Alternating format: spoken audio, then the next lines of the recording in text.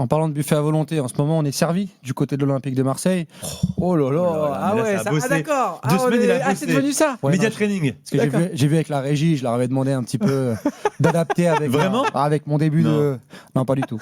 Non, pour revenir sur mon avis, oui, De Zerbi a été encore chahuté sur ce début de saison. Comme l'an dernier, on se rappelle après Auxerre où il avait parlé de démission en conférence de presse si c'était le problème. Il avait derrière très très bien réagi en termes de management, tactiquement, choix d'hommes, changement de système face à des grosses équipes. Je crois qu'il y avait Lens à l'époque, il y avait Monaco, il y avait Saint-Etienne, à Geoffroy Guichard.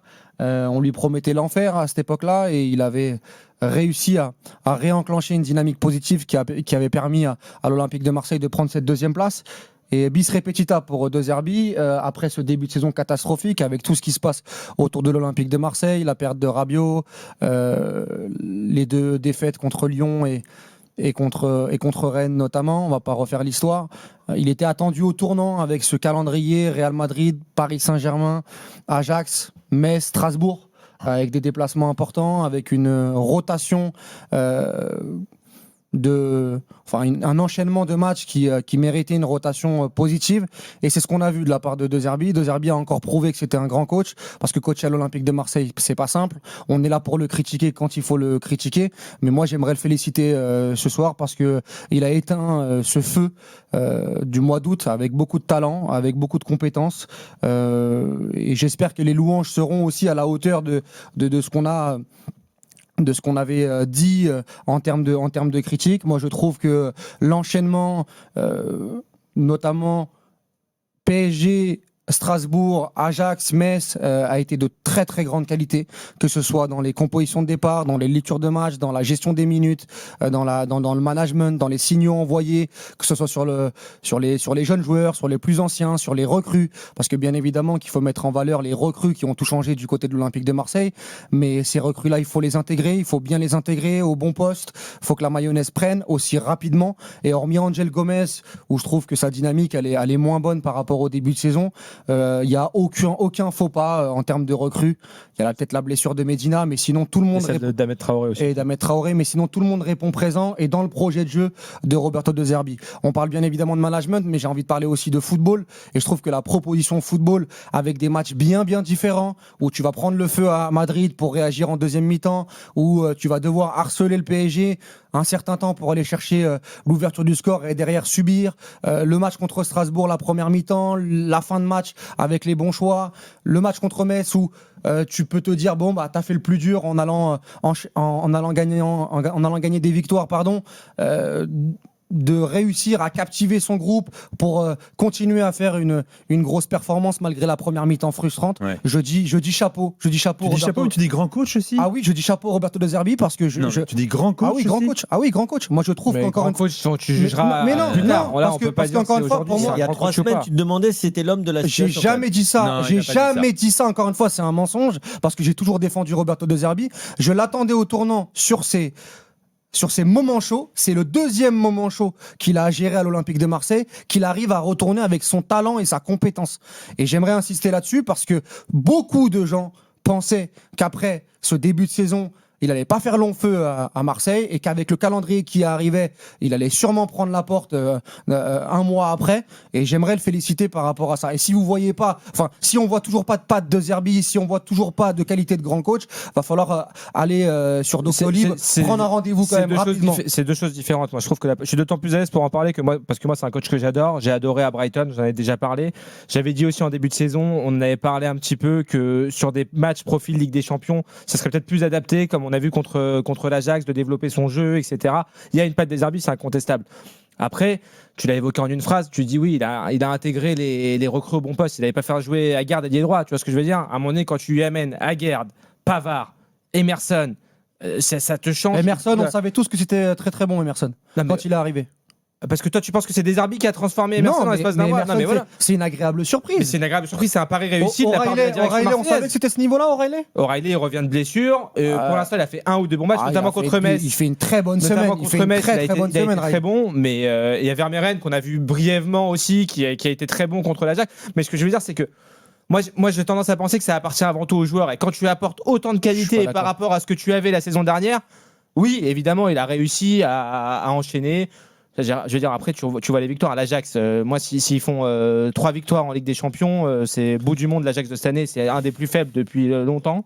Metz, ça va peut-être être le paillasson de la Ligue 1 aussi. Paris, dans les conditions, il faut rien enlever. Ils font un très bon match contre Paris, c'est vrai. Contre Strasbourg, je te rejoins. Là, tu l'as vraiment senti, notamment en première mi-temps et sur ses choix. Et là où je le trouve courageux aussi, tu l'as pas dit, mais faut avoir le courage de laisser Gouiré sur le banc, par exemple, de mettre Vaz et Gouiré qui rentre et qui répond bien contre Metz. Ça, c'est bien. Mais ça fait pas de. C'est le terme de grand coach. Le qualificatif grand coach. C'est beau. Là, on nous rappelle sur le chat que pour l'instant, c'est un palmarès il a qui fait un grand quasiment coach rien en vrai. gagné. C'est ça, il a c'est entraîné ça. des clubs 2e voire 3e chapeau des championnats dans lesquels il a évolué. Déjà, je pense qu'il faut arrêter de dire qu'il a rien gagné, parce que rien gagné, c'est une chose. Dans un championnat, il y a 18 équipes en Ligue 1, il y a 20 clubs en Première Ligue, t'as qu'un seul club qui gagne quelque chose. Donc déjà, t'as pas qu'un seul club, t'as des coupes aussi qui gagnent l'année dernière. Il passe un peu à côté de son match contre Lille. Ce qu'on dit, c'est que c'est pas un tout jeune coach non plus. Voilà, pour l'instant, il a pas encore de palmarès.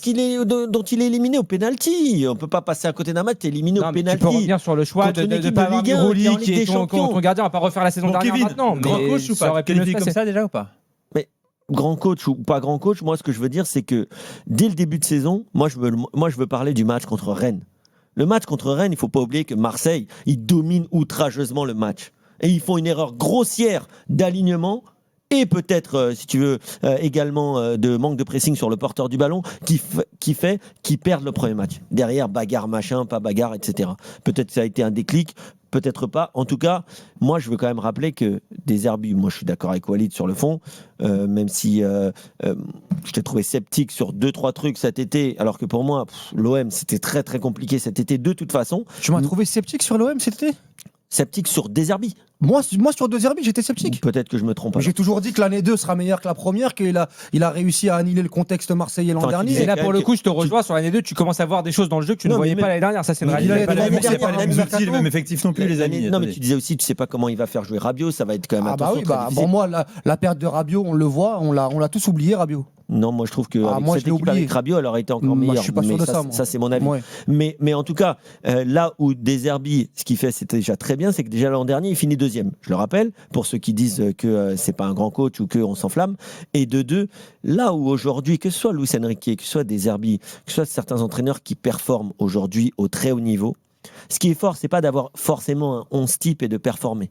Parce qu'un 11 type, 11 mecs qui jouent tous les week-ends ensemble, ils ont les automatismes. Ce qui est très fort de ce que fait Roberto De Zerbi depuis maintenant 4 semaines, c'est qu'il arrive à performer et qu'en fait, peu importe qui est sur le terrain, alors c'est que des joueurs de qualité, mais ou des jeunes aussi, des joueurs à la relance comme Vermeuren qui a eu un trou après avoir été très talentueux. On lui a apporté aussi une densité de joueurs. Oui, mais la densité, c'est une chose. Mais la densité, il faut arriver, peu importe qui est sur le terrain, à avoir le même goût de la pizza. Peu importe qui est le pizzaiolo, t'as l'impression que les mecs, ils ont toujours le même rendement. Et ça, moi, je trouve ça fort de l'OM depuis 4 semaines. Plus que les performances, je trouve que peu importe qui est sur le terrain, peu importe qui est au milieu de terrain, je trouve que ça tourne. Peu importe qui est devant, je trouve que ça tourne. Et ça, c'est très fort. Défensivement, il y a toujours une base qui est très solide. Ce qui est exceptionnel, encore une fois, et on le voit avec les relances de Nico Jamin ou les avis de Jimmy, c'est qu'on minimise constamment. C'est-à-dire que, en fait, mais si, Nico, je te dis que c'est un coach que j'adore et qu'on voit sa patte. Les louanges doivent être proportionnelles aux critiques qu'on a pu lui adresser. Doucement, il s'est fait arracher de journée. Il a quand même fini 2e l'année dernière, quand même. Il s'est fait arracher de partout après la séquence du mois d'août, où les recrues n'étaient pas arrivées. À aucun moment, à ce moment-là, on parlait des recrues et du manque de recrues. En termes de contexte. Maintenant, c'est les recrues qui ont tout fait. À l'époque, l'année dernière, déjà, on a minimisé sa 2e place et la gestion qu'il a eue sur la fin de saison. Moi, je trouve ça dingue parce que en fait, toi, Jimmy, tu dis, bon, Ajax faible, Metz faible, PSG, en gros, ce que tu veux nous dire, c'est Ballon d'Or. Si on caricature, hein, caricature un peu. Non, mais Ajax faible, Metz faible, oui. Moi, je mets Paris de côté, ils ont fait un gros match contre Paris. De côté, t'allais y aller, bon, finalement, tu t'es un peu rattrapé, mais t'allais nous expliquer qu'en gros, au final, avec l'équipe B, Ballon d'Or, etc., bon, c'est pas extraordinaire. Mais moi, ce que je trouve fou, c'est que si on parle des recrues, mais l'intégration des recrues, O'Reilly, quand il arrive, on connaît pas énormément. Vermeuren, Leipzig, Atlético, il est dans le creux. Emerson Palmieri, personne ici a dit c'est un super joueur. En tout cas, c'est un super coup. J'avoue que moi, je suis agréablement surpris. On est agréablement surpris. Timothy Weah, moi j'ai dit le joueur, je suis pas fan. les débuts de Timothy Weah, ça doit être que Timothy Weah. Ça doit pas être le coach. Greenwood. Mais bien sûr qu'il a son apport. Non, mais Greenwood, vous voyez pas un Greenwood différent, vous, depuis une semaine, 2 semaines. C'est-à-dire qu'on n'a pas un joueur depuis même 4 semaines. qui est beaucoup plus focus sur le collectif, qui travaille. Ça, c'est l'apport de qui, ça? Mais évidemment, mais moi, ça, c'est l'apport d'un coach. Mais c'est toi qui caricature, parce que toi, tu crois qu'on dit que Deserbi n'a rien à voir avec tout ça. Je te dis pas ça, je te parle du terme de grand coach. Nico fait une relance en disant. Ça reste quand même un grand coach. Ça voudrait dire que le gars, il va gagner la Ligue des Champions, il va gagner la Ligue 1. Faut pas galvauder le terme grand, tu vois ce que je veux dire. Après, ça veut dire quoi? Ça commence quand un grand coach? Est-ce que Jardim est un grand coach parce qu'il a gagné la Ligue 1? Non plus. Donc bon. Il a encore montré, moi je répète, dans un contexte chaud à Marseille, on connaît ce contexte-là, des vertus, des qualités de grand coach. Et pour moi, c'est un grand coach. Si vous voyez pas, parce que, encore une fois, un entraîneur, tu le vois quand ça va mal. C'est là tu vois qui est qui. C'est là tu vois ses changements. C'est là tu vois comment ça se passe avec les joueurs quand il met Gouiri sur le banc à la place de Robinho Vaz, que Robinho Vaz il fait la première heure de cette qualité et que Gouiri il rentre avec la même intensité et qu'il fait but et passe D. Ce sont des vertus de grands managers. Je suis désolé. Après, il y a tout un club. Et même sur la qualité de jeu, première mi-temps qu'il fait contre Strasbourg, la première mi-temps qu'il fait contre le Paris Saint-Germain, la première mi-temps qu'il fait contre l'Ajax, parce qu'apparemment le deuxième tu dis on voit quand ça va mal, mais quand ça allait mal, après Rennes ça allait mal, il y a eu tout le mélodrame Rabiot, il y a eu je le veux plus, finalement je veux le réintégrer, etc. Rabiot c'était pas de sa faute dans le jeu. Non, je te parle pas dans le jeu, je te parle de ce qui s'est passé en coulisses. Mais il a quand même tenu des positions différentes. Tu dis, on voit un grand coach quand ça va mal. La période où ça allait mal, c'était post-Rennes. Et post-Rennes, il y a une direction qui a tenu. Il y a eu notamment Mehdi Benatia qui a été le seul parmi d'ailleurs les trois qui a jamais dit Rabiot ce sera dehors. On parle de terrain, il n'y a pas que le terrain. Il n'y a pas que le terrain. Il n'y a pas que le terrain, Walid. Ce que je vais expliquer, c'est que, en fait, quand tu fais la deuxième mi-temps que tu fais à Madrid, quand tu fais ce que tu as réalisé contre le Paris Saint-Germain, avec une équipe B, qu'on le veuille ou non, ils ont fait un grand match avec des vertus différentes. Il n'y a pas que des vertus jeu, il y a des vertus d'état d'esprit, de solidarité. En fait, le panorama de cette séquence montre que c'est un grand coach.